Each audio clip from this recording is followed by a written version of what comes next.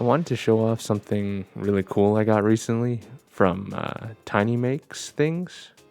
She's a artisan keycap maker, and she makes a lot of great content and products.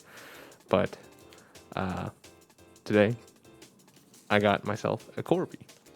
With it came this proof of authenticity card, which is really cool and really nice. That I feel like, I mean, this is my first artisan keycap, so I would hope that a lot of other artisan keycap makers would provide something like this too. But it's also cute. It came with like a little Laffy Taffy strawberry. But to the main event, there's this little Korby keycap here.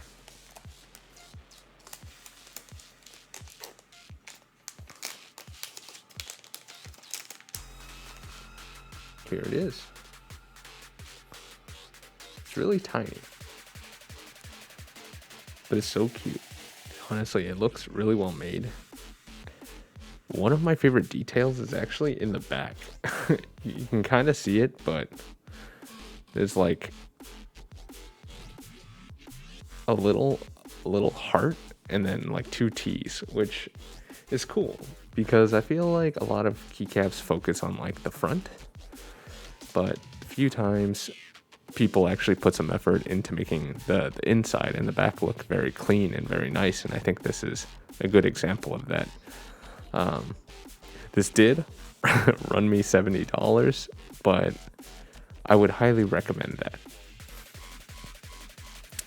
One of the things that has always been kind of frustrating, and I'm sure it is for custom keycap makers too, is that when people find out how expensive something can be, people are always like, oh, how can you price it so high? It's like you're ripping people off and whatnot. And I'm sure like Tiny has experienced this too, and I've heard her talk about this in her Instagram and whatnot. But I think it's a big deal to understand that like artists price things the way they do because that's where it's valued at, and that's where they value it at. And no one's forcing anyone to buy anything. It's just if people care enough about the art, then they will pay what the price is for it.